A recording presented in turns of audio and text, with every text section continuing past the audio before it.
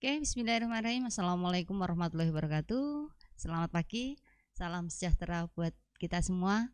Anak-anakku kelas 10, kelas 11, dan kelas 12 yang hari ini selesai kegiatan PAS. Dalam kegiatan Pasca-PAS, kelas 10, kelas 11, kemudian kelas 12 sibuk dengan TUC MKKS. Oke, kalian TUC MKKS. Sebelum TUC, seperti request anak kelas 12 kemarin, banyak yang bilang, Bu ayo Bu, kakak kelas Bu, ayo kakak kelas Bu. Nah, untuk case kali ini, episode yang sekarang, Ibu akan mendatangkan seorang kakak kelas kalian, senior kalian yang luar biasa. Kalau tidak luar biasa, tidak mungkin Ibu ajak dia ke sini. Jadi kakak kelas kalian ini mantan ketua OSIS di zamannya tahun 2015-16 ya. Sekarang ada di Fakultas Teknik Perkapalan Universitas Indonesia. Ya, inilah kakak kelas kalian, Mas. Siapa, Mas? Fadil Nur Rahman. Oke, Fadil Nur Rahman. Ganteng ya. Potongannya masih bagus, tidak panjang rambutnya ya. Udah pernah, Bu. Udah pernah. Oke, Mas Fadil Nur Rahman. Oke, istimewanya apa Mas Fadil kok Bu Irnan datangkan Mas Fadil di sini? Karena Mas Fadil ini selain dia aktivis, kemudian dia juga sekarang akhir-akhir ini dia membuat sebuah kapal. Nanti biar Mas Fadil cerita sendiri kapal apa yang dia buat, bahtera apa yang dia buat. Bukan bahtera cinta tapi ternyata. Oke, Mas Fadil, bagaimana kabarnya? Alhamdulillah, Bu, sehat. Alhamdulillah. Masih acara daring ya? Iya, betul. Dari bulan Maret kemarin sih masih daring. Masih daring terus ya. Oke. Maret sampai sekarang berarti sekitar 8 bulanan ya? Iya, betul. 8 bulan daring. Kuliah lancar? Alhamdulillah, Bu, lancar. IPK? Ya, standar aja, Bu. Oke. Kan jadi mahasiswa mamah kota kan beda ya. Hidup di kota besar. Nanti diceritakan bagaimana kehidupan di kota besar seperti apa. Seperti kemarin kak kelas kalian juga ada yang dari UI juga. Nah, ini juga kita tampilkan dari UI yang spesial. Karena untuk mendatangkan dia ke sini, wah wes negonya luar biasa. Karena saking sibuknya banyak ya mahasiswa semester akhir ya, banyak tugas, banyak aktivitas yang alhamdulillah bisa muncul di sini dengan wajah yang sangat ceria. Nah, kalau Ibu lihat sudah tambah apa ya, auranya udah berbeda ya. Agak terang ya. Oke, Mas Fadil, gini, masa SMA 1 ya dulu. Iya. Lulus tahun 2017 saya. 2017. Pernah menjabat ketua OSIS? Ya, alhamdulillah. Ketua OSIS kita. Jadi anak-anakku masih diingat Mas Fadil ketua OSIS tahun 2007 15-16 ya? Iya, 2015-16 masa baktinya ya. Masa bakti 15-16 ada di UI, kemudian 16-17 ada di IPDN ya? Iya. Di Lambang. Iya, Herlambang. Nah, setelahnya ada angkatan selanjutnya itu ada Gani di Akmil. Kemudian yang kemarin itu aja itu sekarang di Sandi Negara. Jadi ketua OSIS sama ketua MPK di Sandi Negara semua. Mantap. Ya. STTN. Iya, seperti itu. Oke, Mas Fadil, gimana saat pembelajaran di SMA 1 tuh seberapa sih perannya dalam suksesnya Mas Fadil di dunia perkuliahan? Bantu enggak sih, ngaruh enggak sih? Nah, ini yang banyak ditanya. Itu pertanyaan yang menarik sih, Bu. Ya, mungkin cerita dulu ya, Bu. Oh ya harus, biar adik-adik tahu semua kan mereka belum pernah ketemu Mas Fadil toh. Nah, iya. Udah angkatan tua. Tua ya? Sudah hampir nikah berarti? Belum, Bu. Oke, ya. Kenalin dulu ke adik-adik teman-teman semua. Saya Fadil Rahman. Dulu itu masuk SMA 1 tahun 2014, Bu. Iya. Ya, 2014, lulus 2017. Jadi biasa disebut MG17. MG17. Ya. Dulu sih masalah SMA ya. SMA itu kan biasanya diidentikan dengan masa yang menyenangkan ya, Bu. Kalau bagi saya sendiri sih masa SMA itu kayak challenging sih, Bu. Malah challenge ya. Iya. Karena ya apa ya, dulu tuh saya sempat ikut di OSIS MPK kan. Terus malah ketuanya ya. Ada juga dulu sempat ikut PGM. PGM. Sama yang aktif juga di GLC dulu. GLC, oke. Dulu itu kan SMA itu ini ya, sebagai OSIS MBK itu kan saya itu dari kelas 10 ya Bu dulu. 10. Jadi 2004 dari masa bakti 2014 2015. Nah, itu emang udah ikut. Nah, jadi gimana ya? Kalau boleh diceritakan tuh pengalamannya tuh menarik sih. Soalnya kita itu istilahnya membuat proker-proker, membuat apa ya? Mengikuti kegiatan-kegiatan yang menyenangkan lah Bu.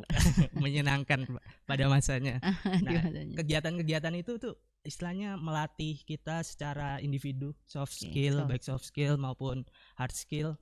Nah, dari situ kita terbentuk menjadi seseorang yang lebih kreatif, lebih gimana berpikir kritis ya.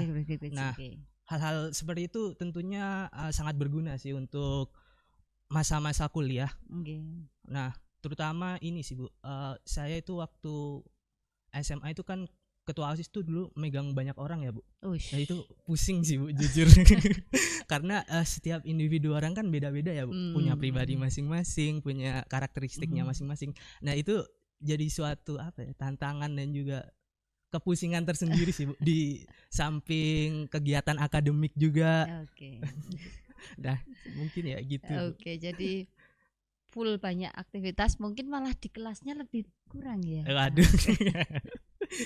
Bisa dibilang gitu. Jadi dispen selalu sering ya. Tapi alhamdulillah ternyata bisa masuk ke UI. Iya, alhamdulillahnya bisa masuk. Di UI via apa? Saya dulu lewat SBMPTN Bu. Oh, berarti seleksi ya? Iya, seleksi. Oke. Ya kalau dipikir-pikir kita enggak nilai rapat enggak ya? Iya. Ya seperti yang ketahui semua. Jadi enggak masalah, yang penting sekarang kan ya. Ya. Kemudian saat aktif di kegiatan OSIS, aktif di kegiatan MPK, memanage banyak kepala, banyak keinginan, itu gimana caranya biar balance? Jadi kita tetap OSIS tetap jalan, ini jalan, kemudian pembelajaran juga jalan, nggak keter-keter banget lah. Kalau ibu lihat nilai-nilainya juga masih tetap bagus juga. Jadi gimana nih untuk pesan yang pada aktivis sekarang ini loh Mas? Jadi anak-anak yang aktivis sekarang kan kadang ada sih, kemarin ada tahun-tahun kemarin tuh bahkan ada orang tua yang ke sekolah bilang anak saya enggak boleh OSIS, anak saya enggak boleh ikut kegiatan karena anak saya di program masuk SMA 1 untuk menjadi seorang dokter misalnya, untuk menjadi seorang ilmuwan. Menarik. Ya itu orang tua masih banyak seperti itu. Jadi anak-anak itu malah menganggap bahwa kalau di SMA 1 ya belajar gitu. Padahal kalau kalian ikut di kegiatan ekstra pun itu juga belajar kan Mas? Iya betul sekali Bu, itu Bu, belajar. Nah, bagaimana menurut Mas Fadil? Kalau cerita dari saya sendiri ya Bu, kalau dari pengalaman saya sendiri itu kan kita organisasi di SMA itu istilahnya baru pertama kali juga ya Bu. Nah itu juga SMP-nya dulu di SMP? SMP 2 saya Bu. Kejora ya? Iya. Nah itu pengalaman yang pertama kali sekaligus apa ya istilahnya, belajar Bu. Jadi di situ emang kita sebagai yang dulunya tidak terlalu aktif lah, kita belajar gimana menjadi orang yang bisa aktif di kegiatan luar sekolah maupun akademik. Nah akan tetapi tuh setiap orang karakteristiknya beda-beda. Ada yang memang bisa membagi sepenuhnya, ada yang bisa prioritas Bu. Nah kalau dari saya sendiri itu sebenarnya saya kayak menyusun prioritas sih Bu sebenarnya. Skala prioritas. Nah itu penting. Nah kalau saya sendiri itu dulu tergantung dari situasi dan kondisi sih Bu. Nah karena saya menjabat sebagai ketua OSIS juga ya dulu, saya sebenarnya sih dulu kepikirannya lebih banyak ke OSIS sih Bu. Nah gitu. Cuman dibalik itu juga istilahnya gini, saya itu udah punya visi tujuan kedepannya mau apa Bu. Jadi ketika saya tahu saya terjun ke OSIS, saya bakal sibuk, bakal banyak waktu yang tersita. Di samping itu saya punya visi kedepannya itu saya mau gimana, itu udah saya pikirkan Bu, udah saya set up gimana kedepannya. Sudah di plan ya? Iya ada plannya. Nah dari situ saya kepikiran ini nggak bisa nih kalau saya OSIS seperti ini pasti SNM nggak tembus. Itu saya udah terpikirkan Bu, dari awal. Siap-siap. Iya sudah siap-siap. Nah dari situ saya mulai terpikir lah cara-caranya gimana nanti, lulusnya gimana, setelah ini gimana, ini gimana, itu saya pikirkan, Bu. Nah, jadi permasalahannya itu jangan sampai kita terlalu terbawa emosional ke organisasi, jadi terlupakan untuk masa depan kita. Ya, masa depan tetap harus dipikirkan. Nah, gitu sih, Bu. Diri sendiri tetap harus dipikirkan. Iya, betul sekali, Bu. Plannya dari awal memang pengennya ke UI Teknik Perkapalan? Kalau dari awal dulu, kalau jurusan ya, Bu, itu sebenarnya saya sempat ganti-ganti sih, Bu. Dulu saya itu kan udah kakak saya, mas saya itu di Universitas Indonesia juga kebetulan. Nah, saya itu udah kebayang kalau di Universitas Indonesia itu gimana, dari ya cerita, dari kan sering bawa pamflet juga saya baca-baca gitu. Nah, sebenarnya dulu dari SMP pun saya udah ada pikiran lah untuk mau masuk ke apa itu kebayang gitu loh, Bu. Dulu itu saya sempat terpikir untuk ke kedokteran sebenarnya, Bu. Wow. Kedokteran. Itu di kelas berapa itu ada terbersit untuk ini passing saya kedokteran itu di kelas berapa? SMP, Bu. Oh, SMP. Iya. Di SMP 2 itu kepikiran seperti itu ya. Terus dulu kan sempat ini ya, Bu, akademik masih bagus gitu ya, Bu. Masih sempat mengalami masa seperti itu. Nah, seiring berjalannya waktu saya menyadari mengobservasi diri sendiri lah, apa sih kemampuan saya itu di bidang apa gitu. Saya itu enjoynya di bidang apa gitu. Dan setelah saya mengobservasi diri saya sendiri, itu saya itu ternyata lebih ke orang yang logika, analytical, ya, logik. Jadi kemampuan saya untuk mengingat itu enggak sebagus itu. Nah, akhirnya saya pun terpikirkan itu fase kelas 12 ya. Udah kelas 12 itu terpikirkannya. Sebelumnya kan saya masih kedokteran dulu. Oh, itu masih bertahan di kedokteran, kelas 10, kelas 11 masih. Kelas 11 pertengahan. Itu udah mulai kepikiran kayak gitu, Bu. Dari OSIS itu kan. Kira-kira saya enggak bisa nih di sini gitu ya. Wah, saya kemampuan saya bukan di core-nya bukan di bidang seperti itu gitu. Nah, saya kepikiran saya mulai riset itu terkait jurusan, gimana sih ke depannya yang cocok dengan karakteristik saya. Pertama, ternyata ditemukanlah saya teknik. Kepikiran untuk ke teknik. Ya, dulu awalnya masih umum dulu, teknik. Teknik apa, pokoknya teknik gitu ya. Iya, teknik apa, teknik. Setelah itu saya riset lagi, seiring berjalannya waktu itu mulai menyudut lah ke arah mekanikal. Jadi lebih ke mesin. Nah, jadi di akhirnya saya menjatuhkan pilihan saya ke teknik mesin sebenarnya, Bu. Pilihan pertama memang di SB teknik mesin. Jadi gini sih, Bu, dulu kan SBMPTN itu ada 3 pilihan ya, Bu. 3. Nah, saya itu menaruh keinginan saya itu di pilihan kedua. Oh, malah di kedua? Iya, teknik mesin UI. Yang pertama? Nah, yang pertama itu FTSL ITB, Bu. Sipil dan lingkungan? Iya, dulu kepikiran itu. Nah, kenapa gitu? Soalnya saya itu dulu kepikirannya gini, Bu. Dari kan dulu ikut ini juga tryout. Banyak tryout itu ya. Terus bimbel juga saya juga ikut. Ikut bimbel di? Saya di Neutron, Bu. Oh, Neutron. Iya. Bukan di PO ya? Iya, bukan. Nah, dari situ ini saya kepikiran, wah, kan dari tryout yang udah tuh saya lewat gitu, Bu, passing grade-nya. Nah, saya taruh saja di pilihan kedua. Ntar kalau misal saya emang lagi hoki-hokinya, lagi tinggi-tingginya gitu, Bu, siapa tahu bejone. Oke, tinggi-tingginya. Nah, itu saya taruh di FTSL pilihan pertama. Siapa tahu kecantol gitu, Bu. Kenapa FTSL? Nah, jadi dulu sempat riset juga di ITB gitu. Ternyata FTSL, setahu saya dulu itu FTSL sama FTMD kan ya agak selisihnya agak ada. Nah, saya ya tetap realistis juga. Kalau lagi on fire-nya itu bisa sampai mana gitu sih, titik mana. Nah, akhirnya saya pilih FTSL. Nah, pilihan kedua teknik mesin UI, pilihan ketiga teknik perkapalan UI. Jadi sebenarnya teknik perkapalan itu pilihan saya ketiga. Iya, ketiga, Bu. Saya nggak kepikiran untuk ke teknik perkapalan sebenarnya, Bu. Saya itu waktu dulu kan optimis di pilihan kedua ya, Bu. Mekanikalnya itu ya. Iya, betul. Nah, tapi saya juga berpikir juga ini kalau lagi down-downnya waktu ujian, waktu SBMPTN, itu gimana kalau saya passing grade-nya tinggi semua gitu.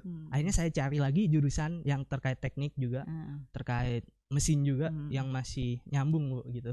Nah, akhirnya saya pilih teknik perkapalan di UI. Dan belum ada gambaran teknik perkapalan itu seperti apa? Belum ada. Blank sama sekali ya. Oke. Blank saya dulu.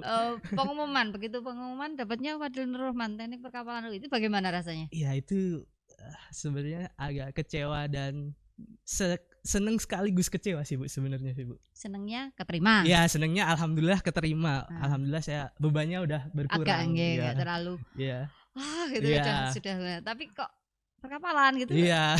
Nah, itu juga sempat menjadi dilema saya waktu ini mau gimana gitu ke depannya. Saya berpikir juga gitu.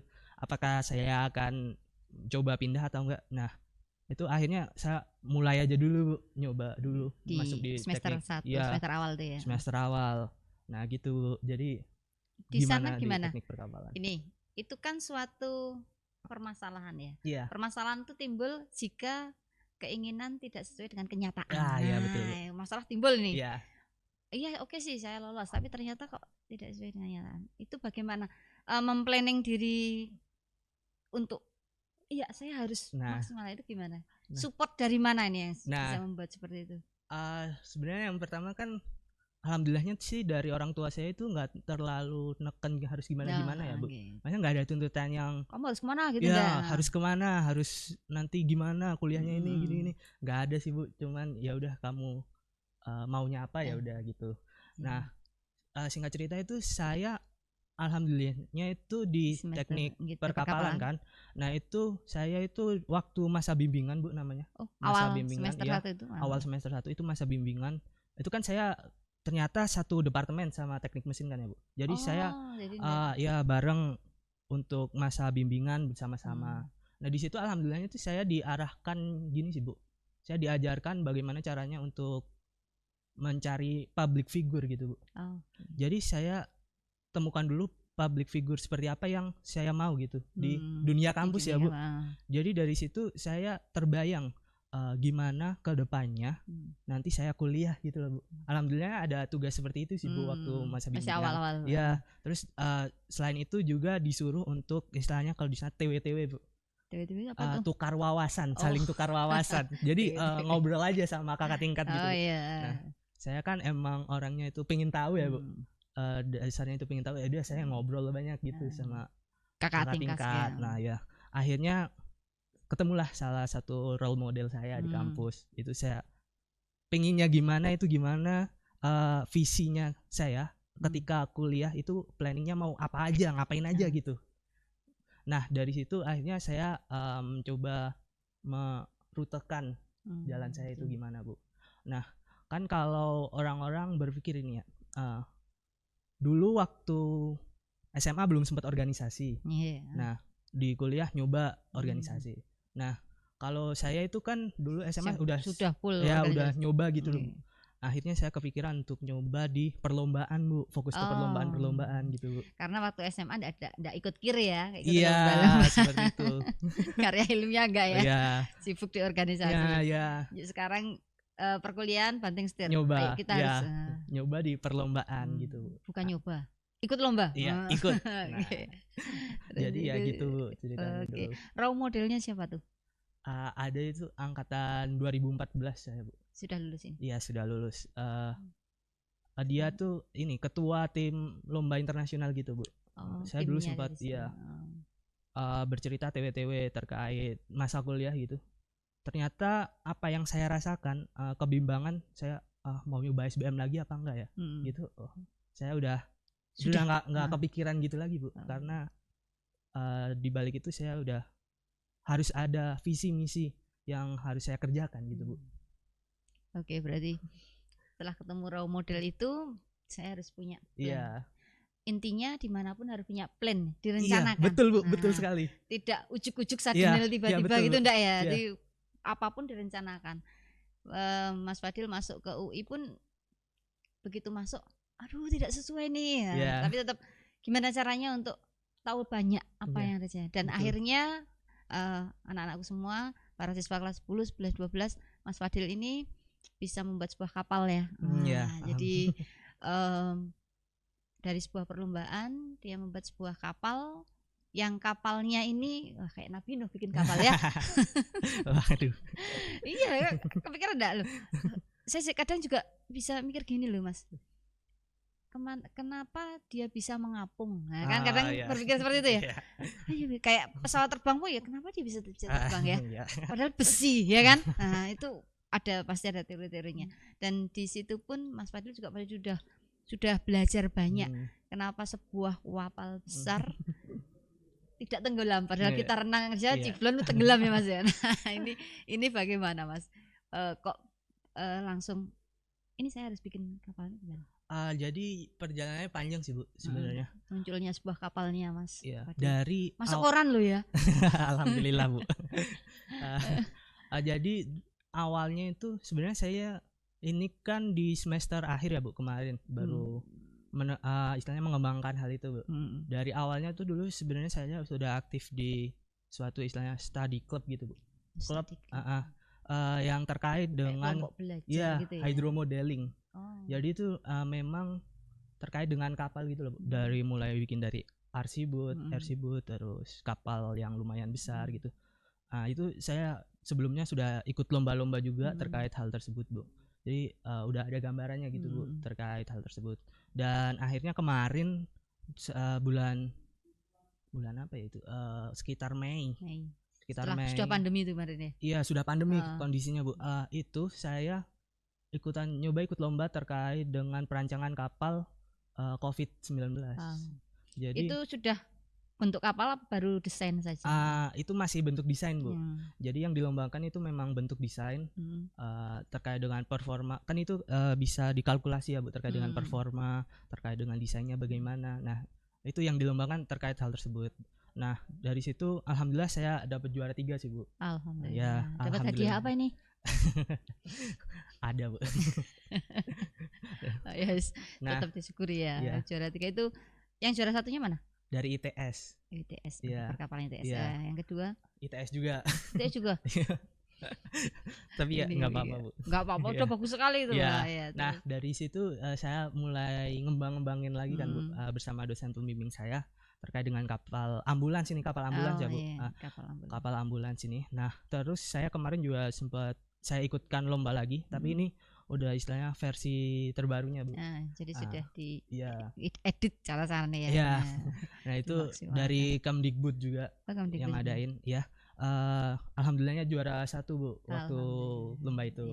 Nah dari situ ternyata ada dari dosen saya itu ada istilahnya kontak gitu Bu. Ada panggilan dari pemerintah daerah Kalimantan Barat. Kalimantan Barat. Iya, terkait kapal ambulans yang saya kembangkan sama tim, sama dosen juga. Nah gitu. Jadi ya sampai sekarang sih masih dalam kontak-kontakan sama pemerintah Kalimantan Barat. Ceritanya mau pesen itu ya? Iya. Judulnya mau pesen ya, request.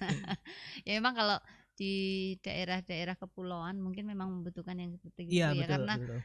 Kalau kita tahu negara kita Indonesia Raya Merdeka ini kan hampir 22/3-nya air ya. Nah, betul. Harus bisa menguasai air. Nah, gini, sekarang Mas Fadil ada di perkapalan. Ada ndak gambaran iki mbiyen sing tak ternyata ini seperti ini. Jadi dulu saya pengen kok munculnya seperti ini, itu ada ndak Kak?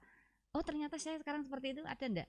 Ya, rasa yang ya bayangan kalau sekarang ada di perkapalan tuh ada ndak itu loh. Ini sih Bu, saya juga sebenarnya kan teknik perkapalan juga enggak kan awalnya enggak bukan tujuan saya ya Bu. Kan mechanical mesin ya. Nah, akhirnya sampai titik sini juga saya sadar, wah ternyata ada suatu garis benang merahnya mengapa saya ternyata ditemukan di teknik perkapalan Universitas Indonesia Bu. Ada apa di sana? Nah, ya akhirnya saya belajar terkait bagaimana saya mengembangkan diri saya di sana Bu. Gimana akhirnya saya bisa overcome permasalahan-permasalahan yang muncul dalam diri saya maupun dari eksternal itu, yang akhirnya membuat saya di titik ini sih Bu. Seperti itu sih Bu. Jadi sudah rasa untuk tidak mengikuti SBM lagi sudah di awal sudah langsung dipupus. Iya. Bismillah ini jalan Bismillah, saya. ya. Oke ya. Berarti yang pertama harus yakin. Yakin, betul Bu. Yakin ini jalan saya. Ternyata yakin, mantap, bisa survive juga, berprestasi juga. Alhamdulillah. Begitu ya. Oke. Gini Mas, anak siswa adik-adik kelas ya, kelas 10, 11, 12, kelas 12 terutama. Kelas 12 mengalami hal yang seperti ini. Waktu pembelajaran seperti Mas Fadil tahu, mulai Maret sampai sekarang kan belum ada pembelajaran sama sekali. PJJ ya Bu. Daring juga, daring I love you ya.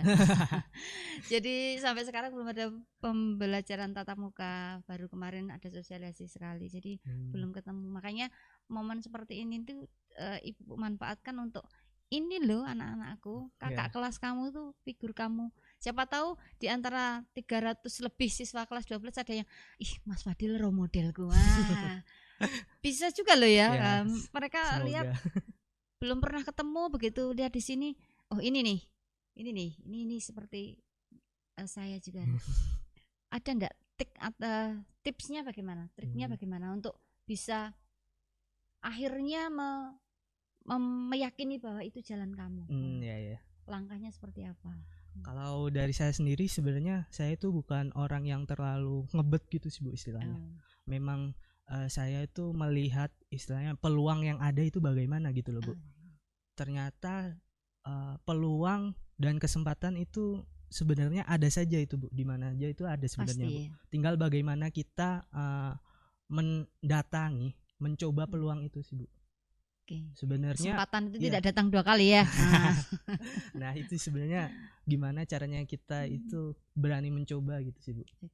Itu hal yang harus ditanamkan dalam mindset. Jangan takut salah ya. Jangan takut salah, jangan takut gagal. Saya pernah dengar gini sih Bu. Gimana? Ternyata kampus itu sebenarnya laboratorium kesalahan-kesalahan kita. Berarti memang di sana banyak harus terjadi harus kesalahan. Mencoba dan mencoba Bu. Nggak boleh di kampus itu hanya diem terus pulang kuliah. Wah itu sangat eman Bu bahasanya. Harus ada kegiatan apa juga ya. Oke, terkait dengan kehidupan di kota besar ya. Di mamah kota. Ibu kota lu ya lain. Kalau Jogja it's okay lah. Hampir sama dengan kita. Jogja, Semarang itu kan masih ya dengan Purworejo masih 11-12 lah. Mas Fadil menembak saya harus di Jakarta. Itu kenapa milih di Jakarta? Ini menarik juga cerita menarik ini. Jadi saya emang dari awal kan udah ada gambaran kuliah itu dari mas saya, abang saya. Itu dia udah kuliah di UI. Di Jakarta gitu. Terus, udah ada kakak di sana ya? Iya, saya udah punya gambaran gimana itu kuliah di Jakarta gitu dari cerita-cerita kakak saya. Nah, gimana saya memutuskan akhirnya di Jakarta tuh sebenarnya simpel sih Bu. Saya mau nyoba sesuatu yang baru Bu. Terus saya nyoba challenge diri saya sendiri. Gimana sih? Apakah saya bisa survive di lingkungan yang berbeda, culture-nya berbeda, lingkungan yang mana itu sangat jauh lah dari orang tua, dari zona nyaman kita. Iya. Lepas dari zona nyaman. Betul. Mau ngapain ini kan gitu kan. Oke. Terus hidup di sana gimana? Ya ini sih Bu. Kalau di Jakarta itu ya dari segi apanya dulu ini Bu? Ya biaya kuliah. Kemudian kan wajar ya kalau anak kelas 12 biaya kuliahnya gimana? Dapat apa bidik misi atau dapat biaya per semester berapa? Kemudian untuk hidup di sana, survive di sana, cost-nya, living cost-nya berapa? Kalau di Universitas Indonesia kan kebanyakan orang mikir wah di UI nih di Jakarta mahal. Nah itu mahal nih di mahal. Jakarta. Nah itu kan sebenarnya salah satu stigma yang kurang berdasar sih Bu. Oh gitu ya. Iya. Tidak mahal berarti ya. Iya sebenarnya gini sih Bu. Kalau di sistem di UI sendiri ya Bu. Kalau di UI itu biaya pendidikan itu skemanya ada 2 Bu. Yang pertama itu BOPB, biaya operasional pendidikan berkeadilan. Yang satu lagi BOPP, itu pilihan yang satu. Nah kalau apa itu? Berkeadilan sendiri itu nanti dibagi berdasarkan beberapa kelas Bu. Ada kelas 1 sampai kelas 5 kalau di tahun saya. Nah itu nanti tergantung dari penghasilan orang tua. Nanti syarat-syaratnya mengajukan gitu, Bu. Oh, berarti mengajukan. Ya. Terus yang kedua itu BOPP, itu pilihan. Pilihan itu sudah ditentukan, Bu. Oh, dari kampus sudah menentukan. Ada pilihan di kalau angkatan saya 10 juta, terus berapa? 15 juta kalau nggak salah. Terus berapa saya lupa, Bu. Nah, itu emang udah ditembak harga segitu gitu. Jadi ya udah kalau milih pilihan, milih mau yang mana gitu, Bu. Nah, gitu. Nah, kalau di Universitas Indonesia sendiri kan jadi istilahnya kebanyakan kan ngambil yang BOPB kalau kita dari daerah ya, Bu, berkeadilan. Nah, berkeadilannya ini kalau saya lihat ya, Bu, di Universitas Indonesia itu benar-benar yang mudah gitu loh, Bu.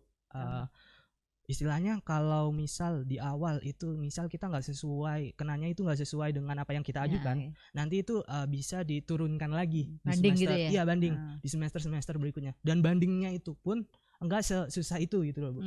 Ya cerita kali ya, ini ada teman saya dulu awalnya itu dari dia milih pilihan ya, Bu. Yang pilihan. Iya, dia di angka 12-an kalau nggak salah. 12 ya. Nah, dia banding akhirnya sekarang 5 juta, Bu. Jauh kan ya? lebih ya? Iya, betul, Bu.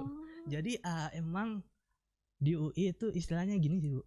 Banyak keringanan, Bu. Dan juga belum lagi itu dari beasiswa yang ada sih, Bu. Oh, ada beasiswa juga? Banyak banget, Bu. Jadi kalau di UI itu sendiri sampai di web beasiswanya itu kayak jarang yang daftar sih, Bu. Malah jarang yang daftar. Iya.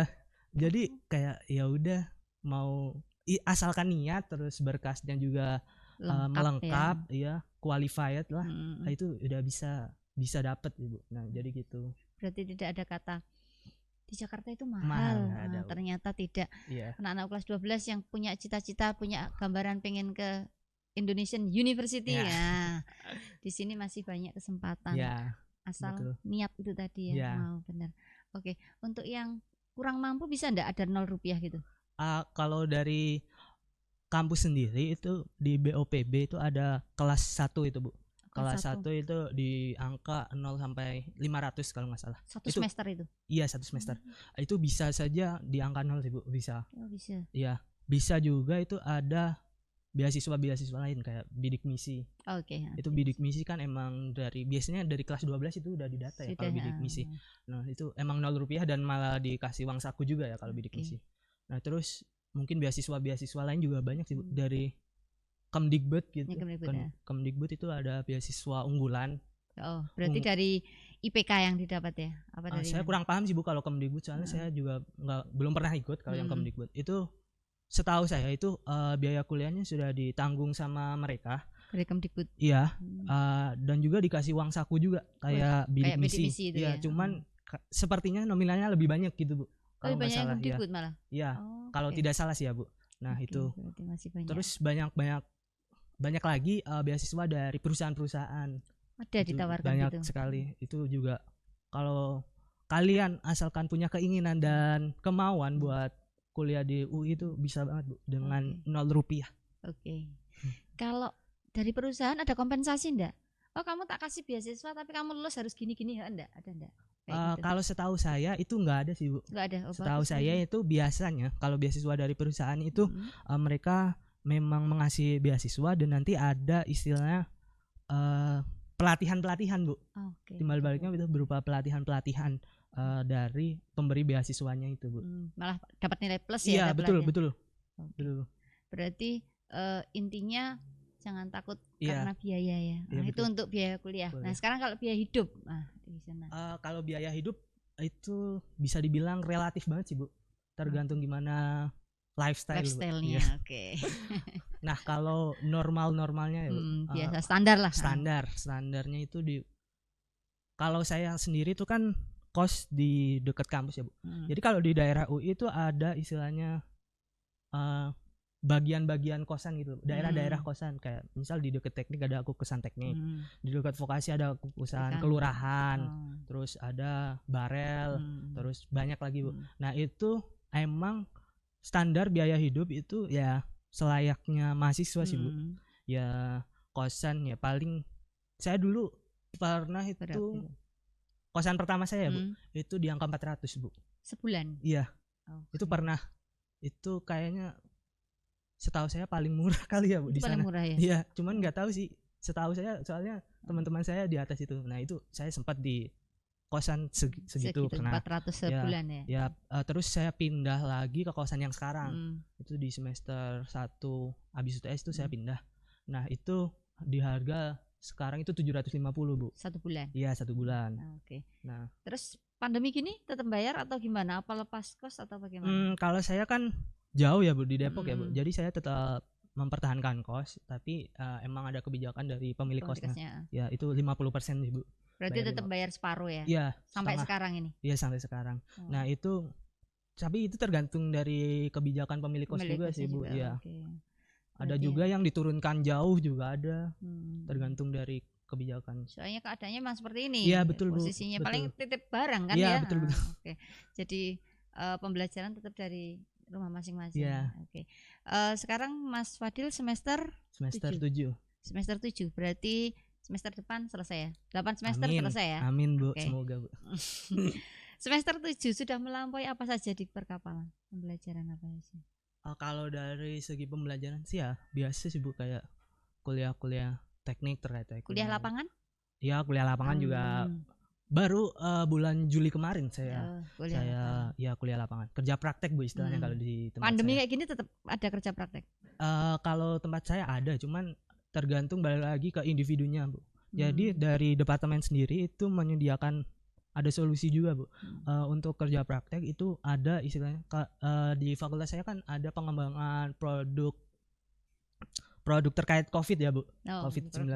Nah itu bisa saja nanti ngambil kerja praktek yang di departemen itu ya saja. Jadi mengerjakannya itu ya di departemen saja gitu Bu. Jadi nggak mundur-mandir kemana-kemana. Nggak harus keluar. Ya. Nah cuman kalau kasusnya saya itu saya udah apply di bulan Februari Bu. Februari berarti sebelum pandemi. Belum pandemi ya. Itu kan Maret dulu ya awal lockdown dan lain-lain. Nah itu saya Februari udah deal itu ya. Februari saya apply, terus ada informasi keterima sebenarnya Juni sih Bu. Cuman Juni, ya. Saya lihat kondisinya di Jakarta sepertinya ya mungkin bisa ya. Akhirnya saya nyoba riset dulu terkait gimana di Jakarta nanti. Kan itu saya sempat pulang dulu ya Bu ke rumah. Berarti Maret itu masih pulang dulu ya? Iya pulang dulu. Pekerja praktek kan Juli. Nah itu saya riset dulu nih, lihat kondisinya di Jakarta gimana. Soalnya di awal lockdown tuh emang benar-benar nggak boleh kan ya Bu, itu kalau di Jakarta. Benar-benar tertutup bener ya? Benar-benar sepi banget sih kalau di Jakarta awal-awal lockdown. Nah akhirnya setelah saya mempertimbangkan dengan ada beberapa batasan-batasan Bu, itu ya saya akhirnya memutuskan nyoba kerja praktek di Jakarta. Kerja praktek di Jakarta. Iya. Itu aman ya? Maksudnya tidak ada terjadi apa-apa gitu? Alhamdulillah nggak ada sih Bu. Ini sih Bu, alhamdulillah saya juga bareng sama temen yang ada kendaraan pribadi sih Bu, yang bisa bawa mobil pribadi. Jadi wirawiri pakai ya betul. Jadi enak. Berarti gitu. Aman ya? Iya. Jadi untuk ini praktek aman. Kemudian, nah semester depan lulus skripsi, berarti tinggal skripsi. Iya betul. Sampai mana nih skripsi? Seminar? Saya kalau semester ini masih seminar ya. Seminar tentang kapal juga? Iya betul, saya masih ngembangin tentang kapal ambulans yang COVID. Yang itu. Iya tetap saya kembangin. Pengalaman alumni UI perkapalan tahun-tahun sebelumnya dikemanakan tuh alumni? Banyak kemana lari? Perkapalan UI ya Bu. Kalau dari perkapalan UI sendiri itu kebanyakan sebenarnya malah lari dari core-nya sih Bu. Banyak yang lari dari perkapalannya sendiri. Nah banyak yang malah ke apa ya istilahnya, ke bisnis juga ada. Terus ada juga yang ke perusahaan-perusahaan teknik yang bukan di perkapalan tapi masih selingkup engineering. Ada juga sih yang masih selinier perkapalan juga ada juga.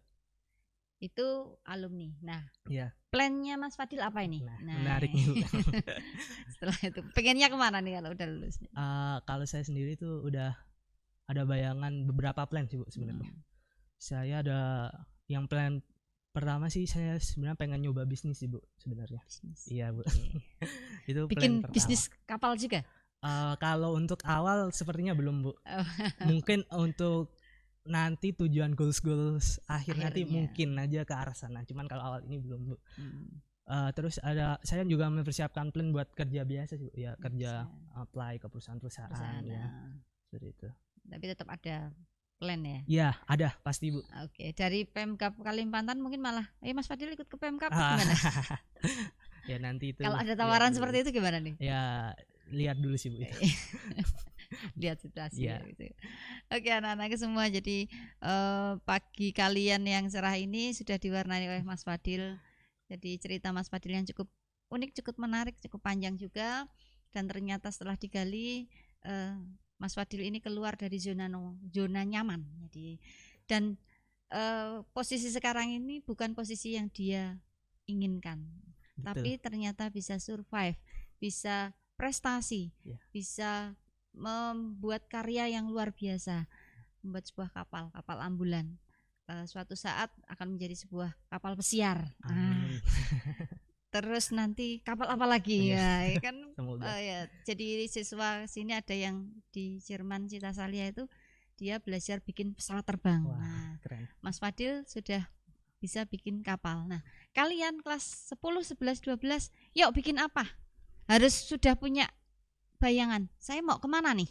Mau dikemanakan nih? Betul. Iya kan Mas? Iya, betul. Oke. Sebelum ditutup, sebelum diakhiri, ada enggak pesan buat SMA 1 dari Mas Fadil? Satu kata buat SMA 1, apa ini? SMA 1 ya? Semoga semakin jaya Bu. Oke, semakin jaya. Saat terindah di SMA 1, apa ini? OSIS SMPK. OSIS SMPK. Saat paling tidak mengenakan di sini? Apa ya? MOPD Bu. Tekanan. MOPD diapain sama kakak tingkat? Waduh, cerita pada zamannya. Oke. Anak-anakku semua kelas 10, 11, 12 kalian tidak mengalami MOPD seperti Mas Fadil. Sudah berbeda. Yang kelas 12 sekarang pun MOPD-nya tidak seperti yang Mas Fadil rasakan. Jadi dari sekolah kita ya, ini sekolah integritas, kita sudah berusaha untuk mengurangi bullying. Berat apa MOPD di SMA sama di kampus UI? Sama sih Bu. Ternyata sama saja ya. Tapi kalau sudah terlatih di SMA 1 saya yakin biasa aja gitu kan. Mungkin ini sih Bu, bukan tidak paling mengenakan, paling memorable. Oke, memorable apa ini? Paling teringat memori. Ada Bu, itu ceritanya waktu MOPD ada. Tidak dicukur potong pendek enggak ya? Enggak. Oke. Ada cerita. Ada cerita indah di sekolah mungkin apa ya? Someone in your head. Aduh, apa ya? Masa-masa SMA kan masa yang seperti itu. Kan ketua OSIS kan berwenang ya, saya mau ngapain. Waduh, enggak juga sih. Ya, pada umumnya lah. Ya, pada umumnya. Oke. Anak-anakku semua kelas 10, 11, 12, pagi ini kita sudah bincang banyak, sudah cerita, mengulik sedikit tentang seorang Fadil Nur Rahman. Sosoknya seperti ini nih loh, Fadil Nur Rahman, ganteng ya kan, humoris, bisa diajak ngomong, bisa diajak cerita. Ternyata ada story yang luar biasa dari seorang Fadil Nur Rahman. Ambil hikmahnya yang pasti. Kemudian kalian anak-anak hebat, anak-anak yang bisa berpikir kritis seperti Mas Fadil bilang. Jadi kalian akan lihat bahwa iya, saya harus kulik diri saya sendiri. Betul, ya kan? Betul. Saya harus mau ngapain nih? Terutama yang kelas 12. Waktu kalian sudah dekat sekali. Ini sudah bulan Desember, Januari, Februari, Maret, April sudah selesai. Ya kan? Kalian sudah punya plan kayak Mas Fadil. Bisa dicontoh Mas Fadil. Mas Fadil punya plan dari SMP, sudah plan pengen jadi dokter, tapi ternyata Allah berkata lain ya kan. Betul. Berkehendak yang berbeda juga. Jadi tolong segera persiapkan, ini plan saya. Kemudian kalian juga harus siap. Saya siap sukses, siap menang, dan juga siap untuk kalah. Ya, betul dan sekali itu. Belajar dari kekalahan ya, itu. Oke ya. Ini tadi sedikit yang bisa kita kupas dari seorang Fadil Nur Rahman yang sangat luar biasa. Terima kasih sekali Mas Fadil. Terima kasih bisa datang Bu. ke sini. Kemudian ada sesuatu dari sekolah. Jangan dilihat dari merahnya ya. Sedikit dari sekolah buat Mas Fadil. Untuk mengenang sedikit masa-masa SMA. Terima kasih Bu. Jadi jangan dilihat dari isinya ya. Dia dari merahnya saja. Merah kan berarti berani. Berani untuk survive, berani untuk bisa keluar dari zona nyaman. Oke, gitu ya. Mantap. Oke, anak-anakku semua, terima kasih waktunya. Terima kasih Mas Wani dari GLC. Mas Fadil dulu juga ada di GLC. Ini GLC kita, Mas. Jadi Mantap, ada Mas udah keren sekarang. Ada Mas Wani, kemudian ada Mas Royhan dari kelas 11 IPS 1 ya. Nah, dia dari GLC juga. Jadi terjadinya sebuah fest ini kerjasama antara GLC dengan Humas SMA Negeri 1 Purworejo. Mantap. Yang pasti dengan narasumber juga. Mantap, keren. Oke, terima kasih kepada semuanya. Jangan lupa tetap harus 3M, mencuci tangan, memakai masker, dan juga harus apa, Mas Fadil? Apa ya, Bu? Menjaga jarak. Bukan menjaga hati juga. Oke. Jadi diingat mencuci tangan, memakai masker, menjaga jarak, dan yang pasti diingat Purworejo sekarang agak rawan juga, jadi yang pasti jauhi kerumunan. Ya, kita jauhi kerumunan. Awal kita untuk bisa lebih tindakan preventif dengan keadaan seperti sekarang ini. Bukan kita takut dengan COVID, bukan kita melawan, tapi kita bersahabat dengan COVID. Jadi kita akan bisa lebih survive gitu ya.